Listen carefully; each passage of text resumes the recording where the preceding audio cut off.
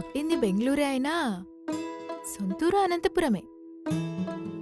So నాకు కన్నడ గొత్తు, అలాగే తెలుగు కూడా తెలుసు. కష్టం మొత్తం బూడిద పాలైంది. మరి నాకెందుకు చెప్పలేదు నువ్వు? హలో బాస్, తెలుగొచ్చా అని నువ్వు నన్ను ఎప్పుడు అడగలేదు.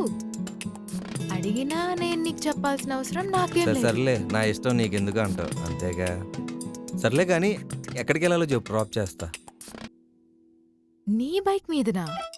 No way. ఎక్స్పెక్ట్ చేశా నువ్వు ఈ మాట అంటావు. సర్లే, ఈరోజు ఎలాగో బస్సులో బంద్, క్యాబ్స్ బుక్ అవ్వవు. ఒకవేళ బుక్ అయినా అన్ని ఆశలు అడుగుతాయి. నా మాట విని వచ్చి నా బండికి సేఫ్గా తీసుకెళ్ళి నిన్ను డ్రాప్ చేస్తా. సరే పద.